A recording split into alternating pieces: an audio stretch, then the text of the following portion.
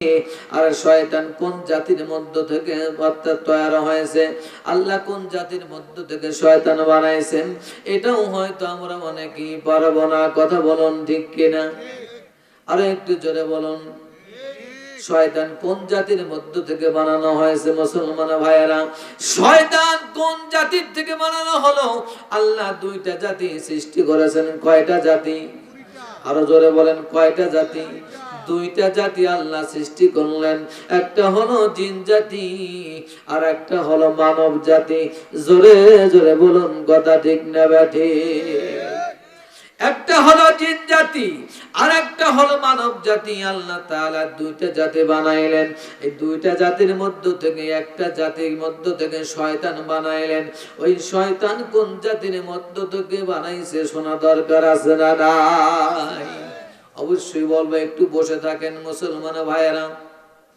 আমি যে বিষয়টা বলতেছি, এবার যখন আবু জেহেল মাথায় এনে নিলেন, আবু জেহেল মাথায় নেওয়ার পরে আবু জেহেল ডাক দিয়ে বললেন, আবু বকর, তোমাদের নবী, তোমরা যেই নবীকে মানো, যেই নবী তোমরা ইত্তেবা করো, অনুসরণ করো, এই আবু জেহেল, আবু বকর, তুমি শোনো, তোমাদের নবী পাগল হয়ে গেছে। চিল্লায়া বলুন নাউজুবিল্লাহ।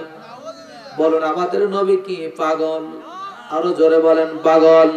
আমাদের নবী পাগল হতে পারে না। কিন্তু না না, আবু জেহেল বারবার বলতেছে, আবু বকর, তোমাদের নবী পাগল হয়ে গেছে, তিনি নাকি আল্লাহর বাড়ি পর্যন্ত পৌঁছে গেছেন। এটা আমি কখনো স্বীকার করতে পারি না, মানতে পারি না। আল্লাহর নবীর সাহাবী আবু বকর ডাক দিয়ে বললেন, আবু জেহেল শোনো, আমার নবী কি বলেছে নাকি? বলা, হ্যাঁ নবী বলেছে, ওই যে দেখো মসজিদের মধ্যে বসে আলোচনা করতেছে। আবু বকর ডাক দিয়ে বললেন, সাদ্দাকতা ইয়া রাসূলুল্লাহ, সাদ্দাকতা ইয়া রাসূলুল্লাহ। আবু জেহেল, নবী যদি এই কথা বলে থাকে, আল্লাহর বাড়ি পর্যন্ত পৌঁছে গেছেন, সিদরাতুল মুনতাহা দেখেছেন, আরশ আজিম পর্যন্ত গেছেন, আমি সাক্ষ্য দিলাম নবী সত্য বলেছে। চিল্লায়া জোরে বলা যাবে কি মারহাবা?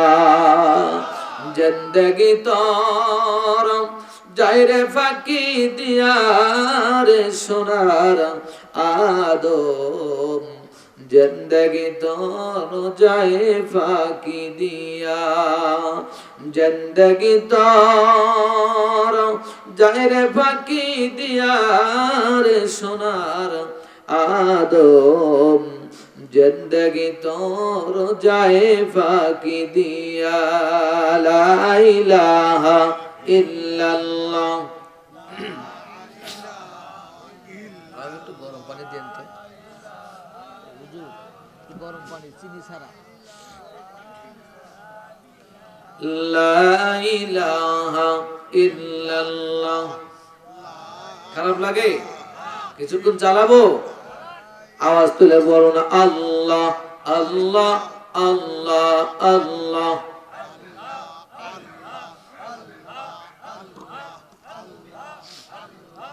আল্লাহ আল্লাহ আল্লাহ আল্লাহ।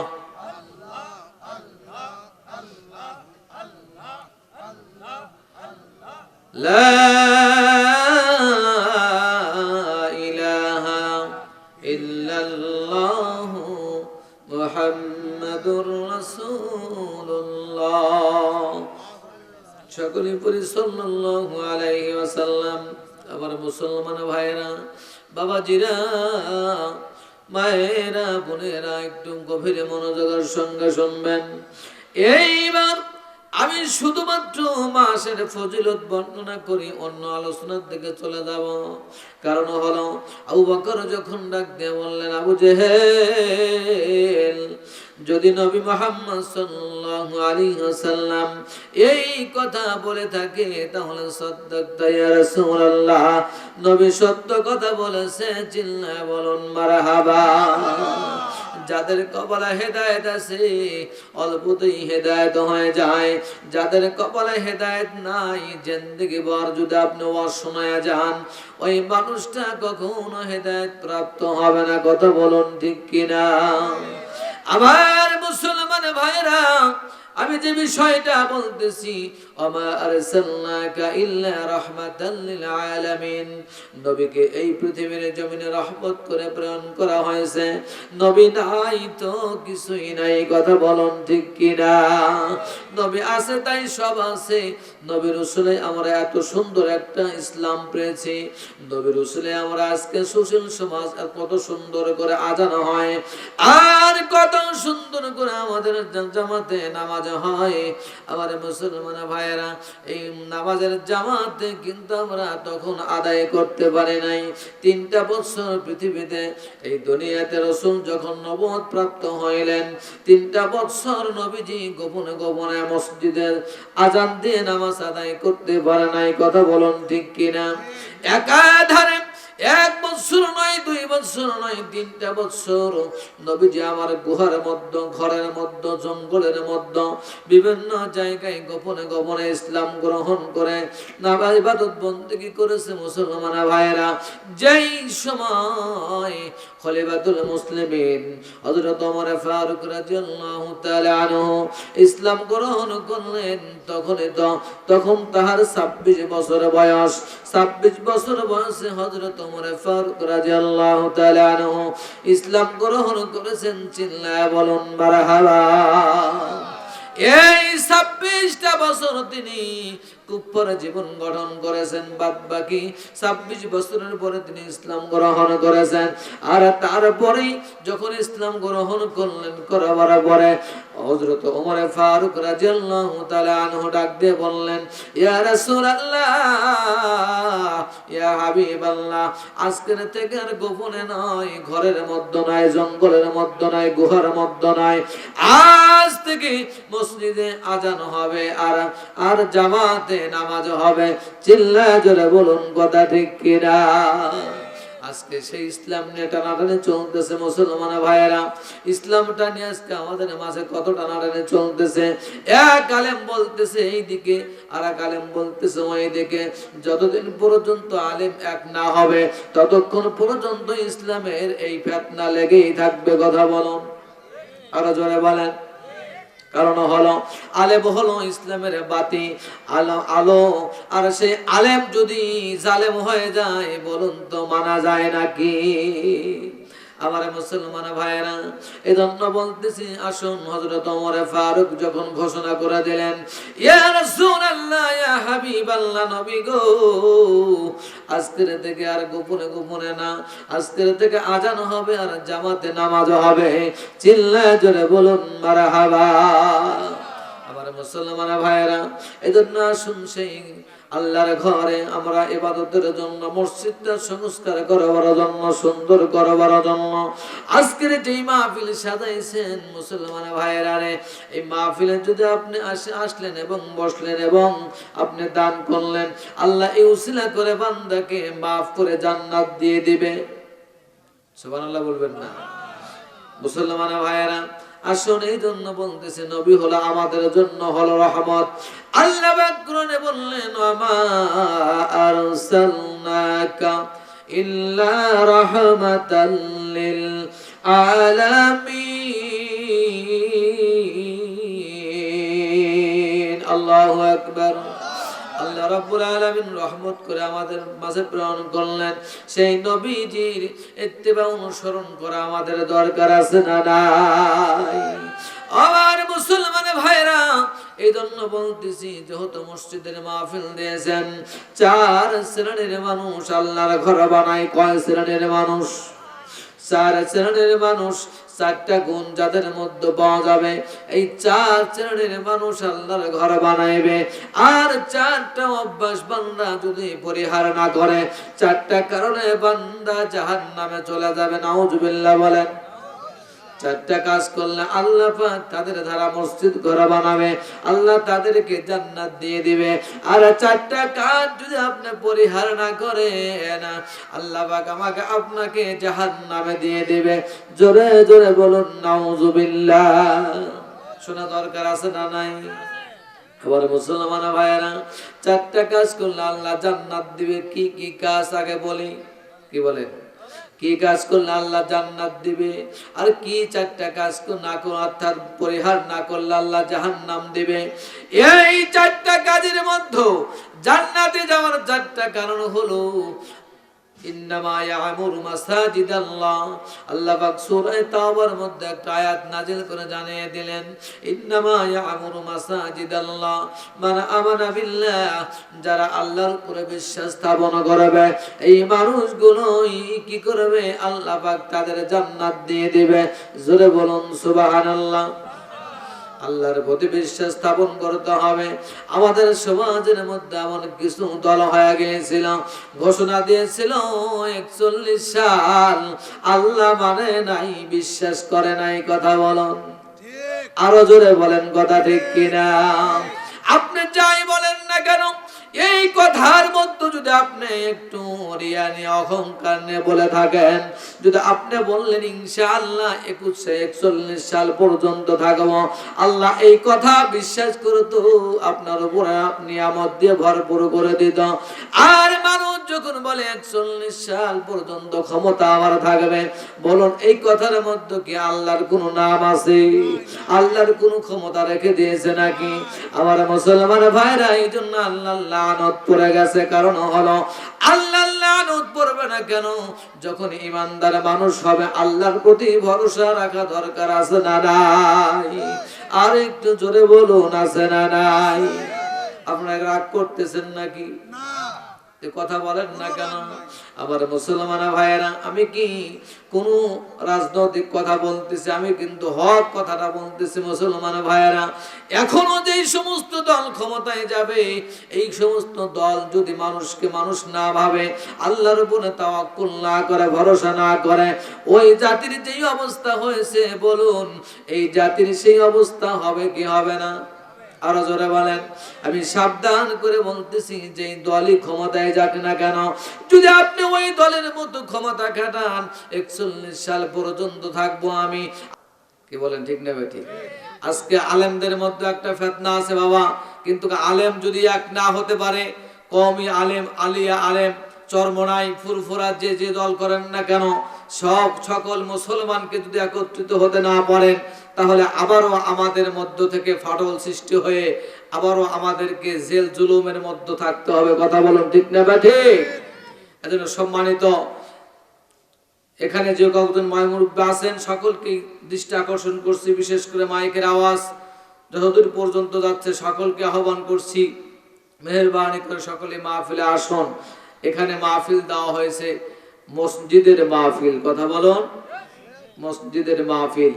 এই মাহফিল মসজিদের উপরে কিছু কথা এবং মা বোনদেরকে নিয়ে কিছু কথা আলোচনা করি, ইনশাআল্লাহ আলোচনা ইতি করব।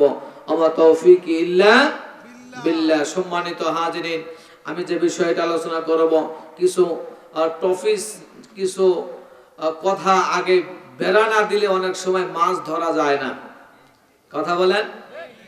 বেড়ার মধ্যে আমি বলতে চাই, সেটা হলো আপনারা এখানে যারা আমরা আসছি, আমরা ন্যায় বিচার চাই কি চাই না? আজকের খুতবার মধ্যে আছে লাতার কাবুন্না তবাকান আন তবাক। আল্লাহ পাক বলেছেন এক অবস্থা থেকে অন্য অবস্থায় তোমাকে পরিবর্তন হতে হবে। এরপরে আল্লাহ পাক বলেছেন সূরা বানী ইসরাঈলের মধ্যে, সুবহানাল্লাযী আসরা বিআবদিহি লাইলাম মিনাল মাসজিদিল হারামি ইলাল মাসজিদিল আকসা। আজকে যে সমস্ত মসজিদে খুতবা আলোচনা হয়েছে, অবশ্যই এই আয়াতের উপরে কথা হয়েছে এবং নবীর মিরাজ সম্পর্কে আলোচনা হয়েছে। কথা বলুন, হয়েছে কি হয় নাই? আমি আপনাকে প্রশ্ন করব, সেটা হলো সুবহান। আল্লাহ পাক এই আয়াতের শুরুতে প্রথমেই প্রারম্ভেই সুবহান শব্দ ব্যবহার করেছেন। কেন করলেন? সুবহান দিয়ে আল্লাহ কেন শুরু করলেন? আল্লাহ ইচ্ছা করলে এখানে আলহামদু দিয়েও শুরু করতে পারতেন। কি বলেন? আল্লাহ ইচ্ছা করলে আলহামদু দিয়েও শুরু করতে পারতেন। আল্লাহ ইচ্ছা করলে আলিফ লাম মিম হরফে মুকাত্তাআত দিয়ে শুরু করতে পারতেন। আল্লাহ ইচ্ছা করলে এখানে আরো অন্য কিছু আয়াত সেট করে সেখানে ইয়াসিন বলে সম্বোধন করতে পারতেন, তাহা বলে সম্বোধন করতে পারতেন, কাফ হা ইয়া আইন সাদ বলে সম্বোধন করতে পারতেন, কিন্তু আল্লাহ পাক বলেছেন সুবহান। এখন এই বিষয়টার মধ্যে তাফসীর কারকগণ বলেছেন সম্মানিত হাজিরিন, বলা হয়েছে সুবহান শব্দ আমরা তখনই ব্যবহার করি যখন কোনো আশ্চর্য ধরনের কোনো কিছু আমরা বুঝতে পারি। কথা বলেন ঠিক না ঠিক? সুবহানাল্লাহ আমরা ওই সময় ব্যবহার করি যে সময় আশ্চর্য ধরনের কোনো কিছু আমরা উপলব্ধি করি, বুঝতে পারি, জানতে পারি, তখনই আমরা সুবহানাল্লাহ ব্যবহার করি। তাহলে আল্লাহ পাক নিজেই এখানে বলেছেন সুবহানাল্লাযী আসরা বিআবদিহি লাইলাম মিনাল মাসজিদিল হারাম ইলাল মাসজিদিল আকসা। বলা হয়েছে সুবহান, আল্লাহ নিজেই তার নাম বলেছেন যে আশ্চর্য হলো মেরাজ শরীফ। কথা বলুন ঠিক না ঠিক? সম্মানিত হাজিরিন, আমি আলোচনা করব ওই বিষয়গুলো নিয়ে। এরপর আলোচনা করব মা বোনদের বিষয়ে। 3 জায়গায় মিথ্যা কথা বলা জায়েজ আছে। কয় জায়গায়? 3 জায়গায় মিথ্যা কথা বলা জায়েজ। বলতে পারেন হুজুর মিথ্যা তো ছাড়ি না, তারপর আবার জায়েজ করে গেলেন। হ্যাঁ, 3 জায়গায় মিথ্যা কথা বলা জায়েজ আছে, কিন্তু 3 জায়গার মধ্যে শর্ত আছে। সম্মানিত হাজিরিন, আজকে আমাদের মাঝে একজন আলেম, যিনি তার নাম হলো ডক্টর মিজানুর রহমান আজহারি। তাকে দিয়ে উদাহরণ দেই। তিনি যখন সেই বিদেশ থেকে প্রবাস থেকে আসছিলেন কক্সবাজারে, বেকুয়াতে মাহফিল করেছেন, 15 থেকে 20 লক্ষ মানুষের সমাগম হয়েছে।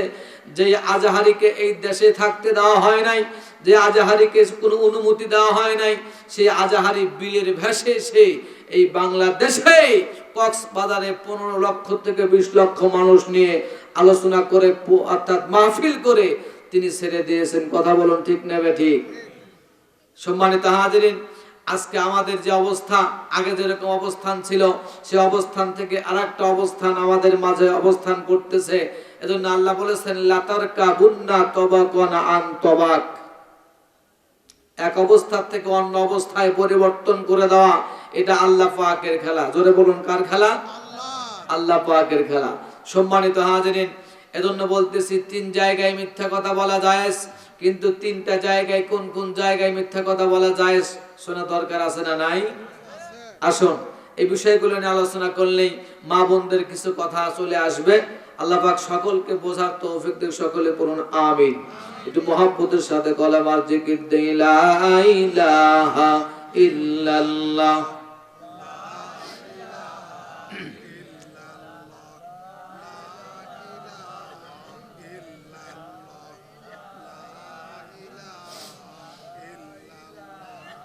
لا إله إلا الله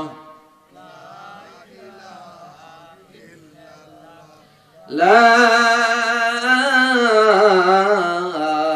إله إلا الله محمد رسول الله।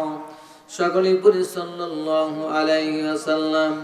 আমার মুসলমান ভাইরা, বাবাজিরা, মায়েরা, বোনেরা, ভালো করে আলোচনাটা শুনতে হবে। কারণ হলো এই মাসটার নাম হলো রজবের মাস। কি মাস?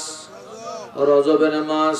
রজব শব্দের একটা অর্থ আছে না নাই? রজব মানে কি আমরা হয়তো অনেকেই বলতে পারবো না, কিন্তু আমরা জানি রজবের মাস, কিন্তু রজব মাসের একটা অর্থ আছে। কথা বলুন ঠিক কিনা? এই মাসটা আরবি মাসের 7ম মাস হলো রজবের মাস। রজব শব্দটা হলো আরবি শব্দ। কি শব্দ? আরবি শব্দ। মুসলমান ভাইরা, রজব, জিম এবং বা 3টা শব্দ। এই রজব শব্দ উচ্চারণ করলে আল্লাহ রাব্বুল আলামিন 30টা নেকি বান্দার আমলনামায় দিয়ে দিবে। আমাদের সব কোন জায়গায় আছে আমরা বুঝতে পারি না। কথা বলুন ঠিক কিনা?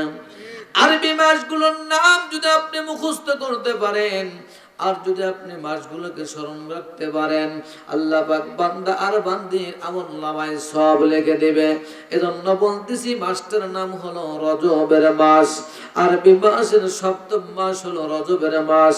এই রজব মাস, রজব শব্দের অর্থ হলো, আবিধানিক অর্থ হলো সম্মান করা। কি করা? সম্মান করা। রজব মাস থেকে বান্দাকে প্রস্তুতি গ্রহণ করতে হবে। আজকের খুতবার মধ্যে আছে আল্লাহুম্মা বারিক লানা ফি রজব ওয়া শাবান ওয়া বাল্লিগনা রমাদান। জোরে বলুন আছে না নাই? এই দোয়াটা আছে না নাই? আল্লাহর নবী বলেন, যেই মানুষটা রজব মাস পাইল বেশি বেশি করে এই দোয়াটা তেলাওয়াত করলো, আল্লাহ রাব্বুল আলামিন বান্দার সমস্ত গুনাহ খাতাগুলোকে maaf করিয়ে দিয়ে মাহে রমজান মাস পর্যন্ত বান্দাকে হায়াতের মধ্যে বরকত দিয়ে দেয়। চিল্লায় জোরে বলুন মারহাবা। বলুন তো এই দোয়াটা আমাদের পড়া দরকার আছে না নাই? আর একটু জোরে বলুন আছে না নাই?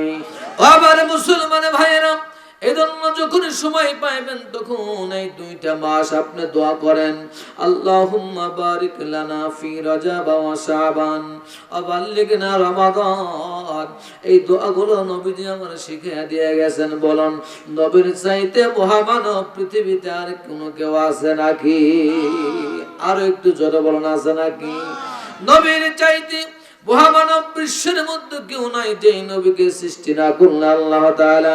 কুল কায়নাত, গ্রহ নক্ষত্র, আসমান জমিন, সাগর সৈকত, পাহাড় পর্বত আল্লাহ কোনো কিছুই বানাইতো না। জোরে বলুন কথা ঠিক কিনা? আমার নবীজি আবার বর্ণনা করে গেলেন, মুসলমান ভাইয়েরা, আল্লাহর নবী মেরাজ করে যখন চলে আসলেন, আসার পরে যখন মসজিদের মধ্যে আলোচনা করতেছে, এমন একটা সময় আবু জেহেল লক্ষ্য করলেন নবীজি মেরাজের আলোচনা করে, সিদরাতুল মুনতাহার কথা বলে, আরশে আজিমের কথা বলে, এরপরে লৌহে মাহফুজের কথা বলে, জান্নাতের কথা বলে, জাহান্নামের কথা বলে। এরপরে নবীজি আমার যখন এই আলোচনাগুলো করতেছেন, আবু জেহেল এবার চিন্তা করলেন কি ব্যাপার, দেখা যাক, মুহাম্মদকে আটকাইতে পারি না, একটা কায়দা পেয়ে গেলাম, এই কায়দায় তাকে ধরে ফেলবো যাতে তিনি আর জবাব দিতে পারবে না। কথা বলুন, কথা বলুন ঠিক কিনা? আবার মুসলমান ভাইয়েরা, এজন্য বলতেছি, যখন আবু জেহেল বারবার করে চিন্তা করে মাথায় নিয়ে নিলেন, এটাই হলো কায়দা, এটাই হলো কৌশল। কারণ হলো মুহাম্মদকে আমি ধরতেই পারি না, কিন্তু মেরাজ কেমনে তিনি করলেন? সিদরাতুল মুনতাহায় চলে গেলেন, সপ্তম আসমান পাড়ি দিলেন, এরপরে সিদরাতুল মুনতাহায় চলে গেলেন, এরপরে জান্নাত দেখলেন, জাহান্নাম দেখলেন, তারপরে তিনি আলমে বারজাখ দেখলেন, এরপরে তিনি চলে গেলেন আল্লাহ আরশে আজিম পর্যন্ত। এই কথাটা যদি আমি মানুষের মধ্যে বলা বলি করি তাহলে সকলেই মুহাম্মাদের বিপক্ষে হয়ে যাবে। জোরে বলুন নাউজুবিল্লাহ। আবার মুসলমান ভাইয়েরা, এই চিন্তা মাথায় নিয়ে বলুন তো, শয়তানের চিন্তা বেশি না কম? শয়তানের সবচাইতে বেশি চিন্তা হলো, আমি যদি প্রশ্ন করি মুসলমান ভাইয়েরা, বলুন তো শয়তানের বাপের নাম কি? বলতে পারবেন? শয়তানের কিন্তু বাপের নাম আছে। বলতে পারেন হুজুর জীবনেও তো শুনলাম না, শয়তানের বাবার নাম কি? অবশ্যই পোশাক, লুঙ্গি। এই পোশাকটা আমাদের টাকার কেনা। এবার ডাকতে বললেন, চাচা আপনি আমার শরীরের পোশাকটা খুলিয়ে নেন, কিন্তু লজ্জাস্থানের পোশাকটা খুলিয়েন না। চাচা ডাক দিয়ে বললেন, ভাতিজারে এটা তো সম্ভব হবে না, আমাদের টাকার কেনা যেই বস্ত্র আছে, যেই সম্পদ আছে, একটাও তোমাকে দেওয়া হবে না, জুদা করে দেওয়া হবে। এই কথা বলবার পরে যুবকটাকে ল্যাংটা করা হলো, উলঙ্গ করে দেওয়া হলো। বারবার যখন বলা হয়, চাচা আপনি এই লুঙ্গিটা আমার নিয়েন না, এই বস্ত্রটা আপনি নিয়েন না, আমাকে আপনি উলঙ্গ করিয়েন না, কিন্তু চাচা মানে না, বলে আমাদের টাকার কেনা তোমাকে দিতেই হবে। জোরে বলুন নাউজুবিল্লাহ। আমার মুসলমান ভাইয়েরা, এই জন্য বলতেছি, কারণটা হলো এবার যখন উলঙ্গ করে দেওয়া হলো, এবার আব্দুল্লাহ যখন চলে উলঙ্গ অবস্থায় চলে গেলেন মায়ের কাছে, মায়ের দরজায়। মুসলমান ভাইয়েরা, আব্দুল্লাহ জুলবাজাদাইন মায়ের কাছে গেলেন। এরপরে মার নিকটে একটা ঘটনা ঘটবে, অবশ্যই আমি আলোচনাটা শেষ করে চলে যাবো ইনশাআল্লাহ, আমি ফেলে রেখে যাব না যদি সময় পাই। এর পূর্বে আমি বলতে চাই মুসলমান ভাইয়েরা রে, আব্দুল্লাহ উলঙ্গ হবার পরে মার দরবারে চলে গেলেন। মার যখন দরজার মধ্যে চলে গেলেন, যাবার পরে করাঘাত করলেন। মায়ের সঙ্গে আব্দুল্লাহর 2টা কথা হবে, এই 2টা কথা অবশ্যই আলোচনা করবে ইনশাআল্লাহ। তার পূর্বে আমি আপনাদের কাছে আমার 2টা হাত পেতে দিলাম, বাবা আল্লাহর ঘর নির্মাণ কাজের জন্য, সুন্দর করাবার জন্য কে পারেন 10,000, 20,000, 5,000, 2,000, 1,000, 3,000, 500 টাকা, 100 টাকা, যে যা পারেন বাবা অল্প সময়ের মধ্যে কালেকশনটা শেষ করিয়ে দেব। তারপরেই আমি আবার আলোচনার মধ্যে চলে যাব ইনশাআল্লাহ। দিয়া ধনব যেমন কেড়ে নিতে কতক্ষণ, নদীর এই চান চান চাঁদ আলী, জনাব মোহাম্মদ চাঁদ আলী মারা গেছে। আহারে তার পক্ষ থেকে 500 টাকা, জোরে বলুন মারহাবা। আর একটু জোরে বলুন মারহাবা। আমার ভাইজান চাঁদ আলী কবরে চলে গেছে। আহারে কবরে সব পৌঁছাইয়া দাও। 500 টাকার বিনিময় করে সাদকায়ে জারিয়ার সব কবরে পৌঁছাইয়া কবর জান্নাতের বাগান বানাও। সকলেই জোরে বলুন আমিন। রহিজউদ্দিন সাহেব, জনাব মোহাম্মদ রহিজউদ্দিন সাহেব 1000 টাকা, জোরে বলুন মারহাবা। আর একটু জোরে বলুন না মারহাবা। আল্লাহ দান করেছো রহিজউদ্দিন ভাই 1000 টাকা, আল্লাহ দান কবুল করো। জোরে বলে বরকত দাও, হায়াতে বরকত দাও। দানের বিনিময় করে হাতেম আলী বাবা মার জন্য দোয়া চাইছে।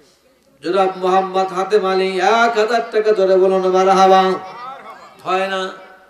আর একটু জোরে বলুন না মারহাবা। জনাব মোহাম্মদ হাতেম আলী আমার ভাইজান উনি দিয়েছে না? আর যুবক মানুষ ঢাকায় থাকে, দিয়েছেন 1000 টাকা। আব্বা মার জন্য দোয়া চেয়েছে, আল্লাহ দান কবুল করিয়ে নাও। আল্লাহ জানামালে বরকত দাও। আল্লাহ দান করেছে 1000 টাকা, পকেট করিও না ফাঁকা। জোরে বলুন মারহাবা। দিয়া দনব যেমন কেড়ে নিতে কতক্ষণ, নাম ঘোষণা অজ্ঞাত নাম একজন নাম। 1000 টাকা দিলে বলুন মারহাবা। আল্লাহ দান করেছে অজ্ঞাত নাম এক ব্যক্তি 1000 টাকা। আল্লাহ দান কবুল করো, জানামালে বরকত দাও। আল্লাহ যেই মাকসাদ করে, যে নিয়ত করে দান করেছেন, আল্লাহ কবুল করিয়ে নাও। মনের নেক আশা বাসনা পূরণ করো। সকলে বলুন আমিন। আর একটু জোরে বলুন আমিন। জনাব মোহাম্মদ, আল্লাহর উপরে কোনো তাকওয়া নাই, ভরসা নাই, আল্লাহর উপরে কোনো বিশ্বাস নাই। এই কথা যদি ওই জাতি যেমন বলেছে, আপনিও যদি বলেন, আপনিও কিন্তু ছাড় পাবেন না। কথা বলুন, আরো জোরে বলেন। শুধু একতরফা বললে হবে না, কারণ হলো যত গোস নন্দ গোস সব দিকেই কথা বলা দরকার। কথা বলুন ঠিক কিনা আমার মুসলমান ভাইরা? এই জন্য বলতেছি, কারণটা হলো আপনি ওই কথা বলিয়েন না যেই কথা ইমানদারের মুখ থেকে প্রকাশ পায় না। ইমান আমানা বিল্লাহ, আল্লাহর প্রতি বিশ্বাস স্থাপন করবে তারাই হলো জান্নাতি, তারাই হলো জান্নাতি। জোরে জোরে বলুন মারহাবা। আমরা আল্লাহর উপর ভরসা করি কি করি না? আরো জোরে বলুন, করি কি করি না? ভালো মন্দের উপরে আমরা বিশ্বাস করি কি করি না? আবার মুসলমান ভাইরা, কারণ হলো এই জন্য বলতেছি, মানা আমানা বিল্লাহি ওয়াল ইয়াউমিল আখির। আখিরাতের একটা জীবন আছে, যেই জীবনটাকে আমাদের বিশ্বাস করা দরকার আছে না নাই? আখিরাতের বিশ্বাস থাকার কারণে আমরা নামাজ পড়ি, আখিরাতের বিশ্বাস থাকার কারণে আমরা আল্লাহকে থেকে ভয় করি। কথা বলুন, নাকি ভয় করা দরকার ছিল? তাছাড়া আল্লাহর প্রতি ভয় আছে, আখিরাতকে আমরা বিশ্বাস করি। আমরা দেখি নাই জান্নাত, আমরা দেখি নাই জাহান্নাম, আমরা দেখি নাই কবরের শাস্তি, আমরা দেখি নাই ফুলসিরাত পার হওয়া, আমরা দেখি নাই মিজানের পাল্লার ওজন। তারপরও আল্লাহকে দেখি নাই, নবী দেখি নাই, রাসূল দেখি নাই, কোন পয়গম্বর দেখি নাই, সাহাবায়ে কেরাম দেখি নাই, তারপরও আমরা বিশ্বাস করি। কথা বলুন, এটাই হলো আল্লাযীনা ইউমিনুনা বিল গায়ব, অদৃশ্য বিষয়ের উপরে বিশ্বাস স্থাপন করার নাম হলো ঈমান। ওয়াল ইয়াউমিল আখির, আখিরাতের দিবসকে স্বীকার করা হলো ঈমানদারের লক্ষণ। 2 নম্বর চলে গেল। 3 নম্বর হলো আকামুস সালাত ওয়া আতুজ যাকাত। আকামাস সালাত, নামাজ কায়েম করো, নামাজ কায়েম করো, নামাজ কায়েম করো। বলুন, নামাজটা বড় আমাদের দরকার আছে না? আমার মুসলমান ভাইয়েরা, কেন আমরা নামাজ পড়বো না? কারণ হলো আল্লাহর নবীর কাছে কিছু সংখ্যক একটা দল চলে আসলেন, কয়েকজন যুবকের দল। আসার পর ডাক দিয়ে বললেন, ইয়া রাসূলুল্লাহ, ইয়া হাবিবাল্লাহ, নবীজি এখানে আমরা আসছি আপনার কাছে একটা কোশ্চেন জানার জন্য। কি তোমরা জানতে চাও? বলো। নবীজি, আমরা ইসলাম মানবো, আপনাকেও মানি, কোরআন মানে, সব আমরা মানে, আল্লাহ মানে, কিন্তু আমরা সব মানতে রাজি, কিন্তু আমরা রুকু করব না। কি করবে না? রুকু করবে না। আল্লাহর নবী বললেন কেন তোমরা রুকু করবে না? সমস্যাটা কোন জায়গায়? তোমরা আমি নবীকে মানো, আল্লাহকে মানো, এরপরে তোমরা আখিরাত মানো, সব কিছুই তোমরা মানতেছো ঠিক আছে, কিন্তু তুমি কেন নবী মানবা না? অর্থাৎ কেন তুমি রুকু করবা না? ডাক দিয়ে বললেন কারণ হলো রুকু করলে গরুর মতো দেখা যায়। কিসের মতো? গরুর মতো দেখা যায়।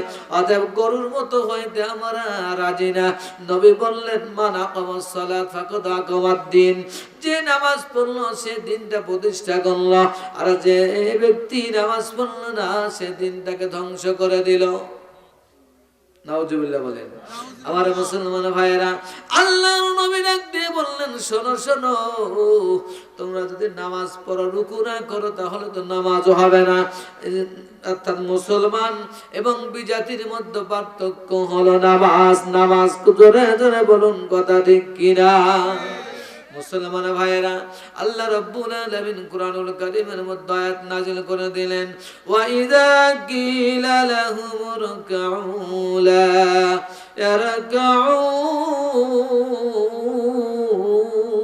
ইয়ারকাউন। আল্লাহু আকবার। আল্লাহ পাক আয়াত নাযিল করে জানিয়ে দিলেন, ডাক দিয়ে বললেন আমরা রুকু সব করতে রাজি কিন্তু রুকু করব না। রাসূল বললেন তা চলবে না, তা চলবে না। কথা বলুন ঠিক না ঠিক? আবার মুসলমান ভাইয়েরা, এই গেল হলো 3 নম্বর কোশ্চেন। 4 নম্বর হলো ওয়াতাউ যাকাত, যাদের কাছে জাকাতের সম্পদ আছে, এই পরিমাণ জাকাত হলে জাকাত দিতে হয়, এই জাকাত আদায়ের ব্যবস্থা করতে হবে। 4টা কাজ যদি বান্দা বান্দি করে, আল্লাহ তাআলা কুরআনুল কারীমের মধ্যে সূরা তাওবার মধ্যে বলেছেন ওই বান্দা বান্দিকে আল্লাহ তাআলা জান্নাত দিয়ে দিবে। জোরে জোরে বলুন মারহাবা, আর জোরে বলুন মারহাবা। লিল্লাহি তাকবীর। আল কোরআনের আলো, আল হাদিসের আলো, লিল্লাহি তাকবীর। আমার মুসলমান ভাইরা, এজন্য আমি বলতেছি, কারণটা হলো ভালো করে একটু খেয়াল করবেন। সাহাবায়ে কেরামদের জীবনী আলোচনা করব আমি এখন, একটু দিল নরম করে দেন। মসজিদের মাহফিল দিয়েছেন এই জন্য বলতেছি বাবাজিরা, আমার ভাইয়েরা, মসজিদ নববীর মধ্যে একজন সাহাবী জোরে জোরে জোরে জোরে আল্লাহর জিকির করে। কি করে? আল্লাহর জিকির করে। বলো আল্লাহর জিকির করা দরকার আছে না নাই? আর একটু জোরে বলুন আছে না নাই? আবার মুসলমান ভাইয়েরা, মসজিদের মধ্যে আল্লাহর নবীর একজন সাহাবী জোরে জোরে জোরে জোরে যখন জিকির করে, এই সাহাবী যখন জোরে জোরে জিকির করে, ওই জায়গায় অন্য অন্য লোক থাকে কিন্তু তাদের একটু ডিস্টার্ব হয়। কি হয়? একটু ডিস্টার্ব হয়, সমস্যা হয়ে দাঁড়ায়। এমন একটা সময় কি করলেন, কয়েকজন সাহাবী মিলে আল্লাহর নবীর দরবারে চলে গেলেন। ডাক দিয়ে বললেন ইয়া রাসূলুল্লাহ, ইয়া হাবিবাল্লাহ, নবী গো, আপনার একজন সাহাবী জলিলুল কদর সাহাবী আছে। বলে হ্যাঁ আছে, নাম তার হলো আব্দুল্লাহ জুল বাজাদাইন। কি নাম? আব্দুল্লাহ জুল বাজাদাইন। বাজাদাইন বলা হয় 2 চাদরওয়ালা। কয় চাদরওয়ালা? 2 চাদরওয়ালা। আমার বাবা যে চাদর গায়ে দিয়েছে, এই চাদরটা 2টা টুকরা করা হলো। কেন করা হয়েছে? কিসের জন্য করা হলো? কোন কারণের জন্য 2টা টুকরা করলেন? এজন্য সাহাবীর উপাধি দেওয়া হয়েছিল জুল বাজাদাইন। 2 চাদরওয়ালা একজন সাহাবী নবীজি ছিল। ওই সাহাবীর নাম ছিল আব্দুল্লাহ, কিন্তু নাম দেওয়া হয়েছিল জুল বাজাদাইন, অর্থাৎ 2 চাদরওয়ালা সাহাবী। সুবহানাল্লাহ বলেন। কষ্ট শুনলে দিলটা নরম করিয়ে দেন বাবা। কত কষ্টের ইসলাম, আজকে আমরা নামাজ আজান দিয়ে নামাজ আদায় করতেছি। এই সাহাবীর উপাধি ছিল জুল বাজাদাইন, দুই চাদরওয়ালা। কেন দুই চাদরওয়ালা বলা হলো? কারণ হলো, অবশ্যই কারণ আছে না নাই? ও বাবা, দিলটা নরম করিয়ে দেন। সাহাবী, জলিলুল কদর সাহাবী, আল্লাহর নবীর কাছে যখন অবজেকশন চলে গেল, নবীজি আবার ডাক দিয়ে বললেন, সাহাবীরা, তোমরা আবার আব্দুল্লাহ জুল বাজাদাইনকে তোমরা জিকির করতে নিষেধ করিও না। কেন নিষেধ করবো না? কি জন্য আমাদের ডিস্টার্ব হয়? আল্লাহর নবী ডাক দিয়ে বললেন, সাহাবায়ে কেরামরা, তোমরা শোনো, আমার আব্দুল্লাহর ইসলামটা খুব কষ্টের ইসলাম। আমার আব্দুল্লাহর ইসলামটা অনেক কষ্টের, নির্যাতনের ইসলাম। আবার আব্দুল্লাহর অনেক স্টিম রোলার চালানো হয়েছে, তার উপরে অনেক কষ্ট করে করে তিনি ইসলাম গ্রহণ করেছেন। বিধায় আব্দুল্লাহর জিকির তোমরা ঠেকায়া দিও না, জোরে জোরে জিকির করে তোমরা বাধা প্রয়োগ করে আবার আব্দুল্লাহর ইসলামটা অনেক কষ্টের ইসলাম। চিল্লা জোরে বলুন মারহাবা। শুনবেন না ওয়াজটা? শুনবেন? আবার মুসলমান ভাইয়েরা, আব্দুল্লাহ জুল বাজাদাইনের ওয়াজ যেই শুনে সেই কাঁদে। কারণ হলো, এত কষ্টের ইসলাম আমাদের সমাজের মানুষ কখনো মেনে নিতে পারবে না। ওই সময় মানুষ নাই নাই, নবীজি আমার নিজেই কষ্ট করে কথা শুনতে পেরেই চোখ থেকে পানি ছেড়ে দিয়ে নবীজি আমার বলেছিলেন, সাহাবীরা রে, আমার আব্দুল্লাহর ইসলাম তোমরা শুনতে চাও না, তোমরা সহ্য করতে পারবা না। আমার আব্দুল্লাহর ইসলামটা অনেক কষ্টের ইসলাম। আবার মুসলমান ভাইয়েরা, এই জন্য বলতেছি, মসজিদের মাহফিল দিয়েছেন, মসজিদের মধ্যে বসে বসে আল্লাহর জিকির করে। আমাদের সমাজের কিছু মানুষ আছে, দেখবেন মসজিদে যাইয়া শুধু নামাজের জন্য তারা হুরা করে, আর কিছুই করতে চায় না। কথা বলুন। কিন্তু মসজিদে যখন যাবেন, দিলটা নরম হয়ে যাবে। যারা আল্লাহওয়ালা মানুষ, তারা মসজিদের মধ্যে গেলে দিল নরম হয়ে যায়, ঠান্ডা হয়ে যায়।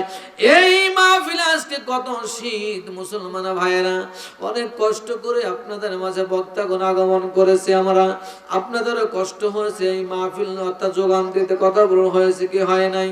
তারপরেও শুধুমাত্র আমাদের ইমানের একটা বল আছে, শক্তি আছে, এই বলে আমরা আজকের মাহফিল সাজায়া দিয়েছি। কথা বলুন, কথা বলে না, কথা বলুন ঠিক কিনা? ও বাবাজিরা, আমার যুবক ভাইরা, আমার ভালো করে শুনবেন। আব্দুল্লাহ জুল বাজাদাইনের কথা যখন বলা হলো, সাহাবায়ে কেরাম ডাক দিয়ে বললেন, ইয়া রাসূলুল্লাহ, আব্দুল্লাহর কি কষ্ট হয়েছে আমরা শুনতে চাই।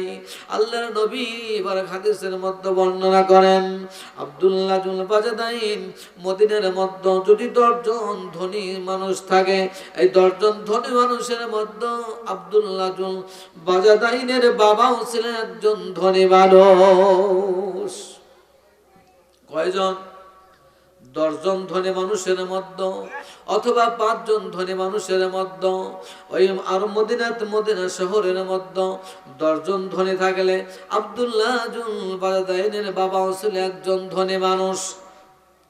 কিন্তু হঠাৎ করে আব্দুল্লাহর বাবা যখন ইন্তেকাল করলেন, মারা গেলেন, যাবার পরে আব্দুল্লাহ এবার যখন মারা গেছেন, চাচার কাছে লালন পালন হয়।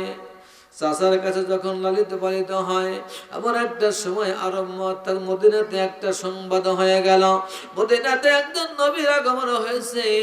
যার কাছে মানুষ যায়, সেই ইসলাম গ্রহণ করে, সেই তো নবীর পক্ষে চলে যায়। জোরে বলুন সুবহানাল্লাহ। আমার মুসলমান ভাইয়েরা, হজ ব্রত পালন করার জন্য বিভিন্ন গোত্র থেকে, রাষ্ট্র থেকে, বিভিন্ন দেশ থেকে যখন মানুষ যাওয়া শুরু করলেন, আবু জেহেল ডাক দিয়ে বললেন, মক্কার মানুষেরা তোমরা শোনো, ও যুবকেরা, তোমরা প্রত্যেকটা অলিতে গলিতে সেট হয়ে যাও। যে রাষ্ট্রের থেকে, যেই গোত্র থেকে, যেই দেশ থেকে মানুষ আসুক না কেন, তোমরা মুহাম্মাদের নিকটবর্তী হইতে দিও না। দিলেই তো সেই মুসলমান হয়ে যায়, দিলেই তো সে মুসলমান হয়ে যায়। এক সময় মক্কা থেকে আমি আবু জেহেলকে ঘাড় ধাক্কা দিয়ে বাহির করে দেবে, বিধায় আবু জেহেল এই কৌশল অবলম্বন করলেন। দেখা গেল যেই মানুষটাই মক্কাতে হজ ব্রত পালন করবার জন্য যায়, ওই মানুষটাকেই ঠেকাইয়া দেয়, তোমরা আর যাই করো না কেন, আমাদের দেশে কিন্তু একজন পাগল আছে, ওই পাগলের নিকটে তোমরা যাইও না। নাউজুবিল্লাহ বলেন। বাঙালির একটা অভ্যাস আছে, যেই জিনিসটা নিষেধ করা হয় সেই জিনিসটা কিন্তু আরো দেখার একটু আগ্রহ বেশি পয়দা হয়। কথা বলুন, আমি যতই ওয়াজ করি না কেন, যদি এই রায় দৌলতপুরে এই বাজারে যদি অর্থাৎ বক্স নিয়ে আসে অথবা হারমোনিয়াম নিয়ে এসে গান শুরু করে, যাদের একটু পাকা ইমান তারাই দেখবে, নচেৎ সবাই চলে যাবে। কথা কয় না? যাবে কি যাবে না? আমার মুসলমান ভাইয়েরা, বাধা শুরু হয়ে গেল। আল্লাহর নবী যখন এই কথা শুনতে পারলেন, এবার যে রাষ্ট্রের থেকে মানুষ যায় তাদেরকে বাধা প্রয়োগ করা হয়। ডাক দিয়ে বললেন, দেখো হজ করব না, হজ দেরি আছে, কিন্তু দেখি পাগল কেমন দেখা যায়। সুবহানাল্লাহ বলে। পাগল দেখার জন্য পাগল, বাধা দেওয়ার পরেই তো সেই জিনিস আকর্ষণ কম না বেশি? যে জিনিসের বাধা দিবেন সেই জিনিসটা আকর্ষণ হয় বেশি। আজকে আমাদের এই দেশে ইসলাম নিয়ে যে বাধা প্রয়োগ করা হয়েছিল, বাবা ভালো করে খেয়াল করবেন, 17-16 বছর পর্যন্ত আলেমদের কোনো সম্মান ছিল না। সেই আলেম ওলামায়ে কেরাম বলুন, তাদের সম্মান কমছে না বাড়ছে? আরো জোরে বলেন, কমছে না বাড়ছে? ইসলামকে নিয়ে ঠেলাঠুলা করলে পারে বাবা সহ্য আল্লাহ পাক করেন না। আল্লাহ যে কোনো মুহূর্তে বান্দাকে ধ্বংস করিয়ে দেয়। চিল্লা জোরে বলুন কথা ঠিক কিনা? আর জোরে বলুন কথা ঠিক কিনা? আজকে আমাদেরকে যেরকম বাধা প্রয়োগ করা হয়েছিল, বিভিন্ন জায়গায় ওয়াজ মাহফিল করতে দেওয়া হয় নাই, যে কোনো অবস্থাতেই বান্দাকে ঠেকিয়ে দেওয়া হয়েছে, ওদের মঞ্চে বক্তাদেরকে মারপিট করা হয়েছে, মাউথপিস কেড়ে নেওয়া হয়েছে। এই জন্যই আল্লাহ পাক এই বান্দিকে এই দেশ থেকে খেদাইছে। কথা বলুন, আরো জোরে বলুন। সম্মানিত উপস্থিতি বলতে চাই, সেটা হলো শুধু এইটাই নয়, যেই ঘরটার নাম দেওয়া হয়েছিল আয়না ঘর, এই আয়না ঘর নাম সুন্দর কিন্তু কাজটি ভালো। আমরা তো জানি যে আয়না ঘরের মধ্যে সাজ সরঞ্জামাদি থাকে, যেখানে বিউটি পার্লারের মতো সাজগুজ করানো হয়। কথা বলুন।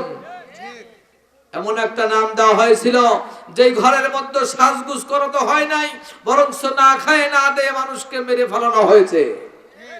বাঙালি জানতে পেরেছিল যে আয়না ঘর মনে হয় কত সুন্দর চাকচিক্য ঘর, কিন্তু নাম দিয়েছে আয়না ঘর, চাকচিক্য ঘর, কিন্তু ওর মধ্যে মানুষের লাশে লাশ পড়ে গেছে, কিন্তু আমরা কেউ বুঝতেও পারিনি।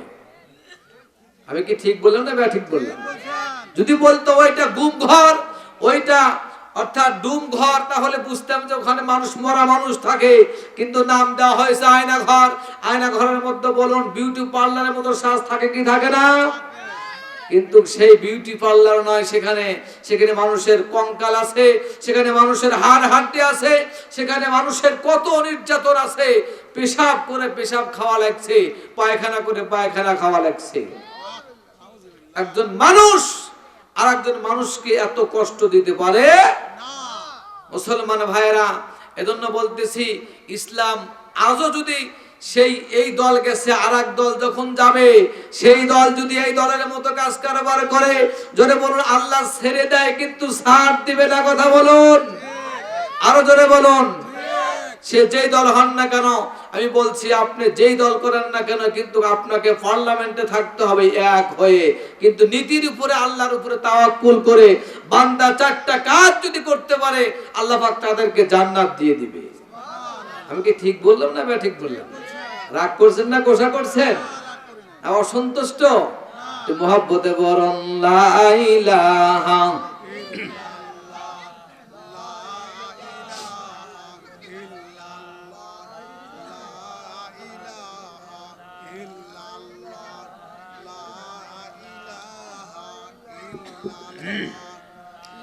লা ইলাহা ইল্লাল্লাহ, লা ইলাহা, কি জোরে বলবেন না? ইল্লাল্লাহ,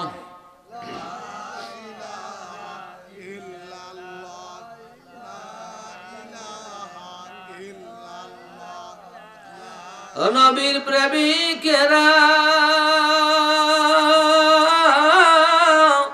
দিশহারা মরণের ভয় পায় না, প্রেম তো মরে না। কথা বলুন ঠিক কিনা? ও নবীর প্রেমিকেরা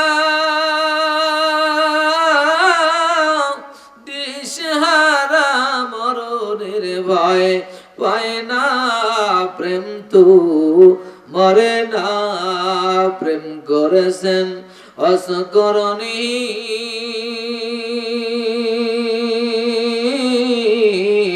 মুখের দাঁত ভাঙলেন তিনি।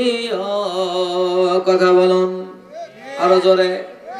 প্রেম করেছেন অসকরণী, মুখের দাঁত ভাঙলেন তিনি। অনবীর প্রেমিকেরা দিশহারা মরণের ভয় পায় না, প্রেম তো মরে না। লা ইলাহা ইল্লাল্লাহ,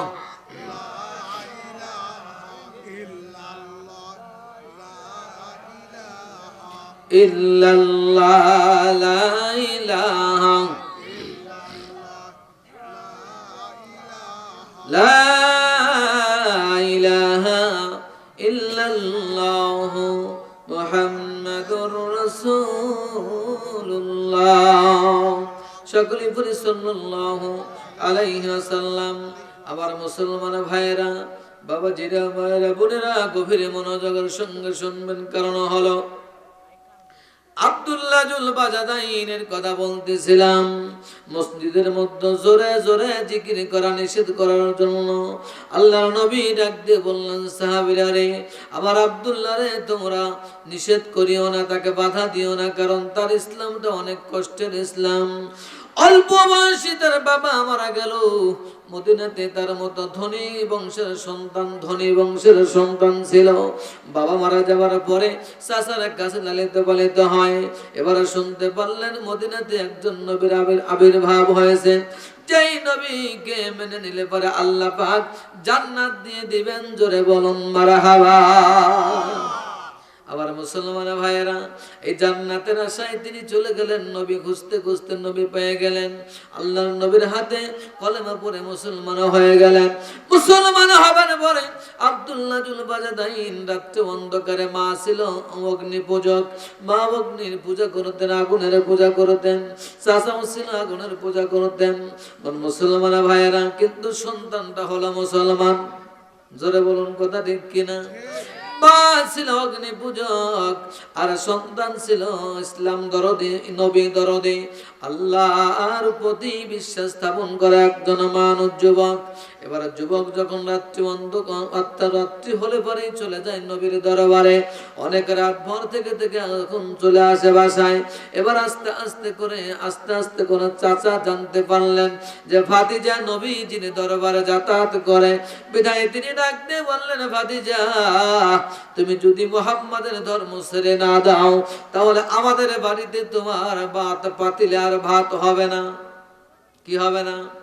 পাতিলে ভাত হবে না। কারণ হলো মুহাম্মদ হলো আমাদের শত্রু, মুহাম্মাদের ধর্ম আমরা মানব না।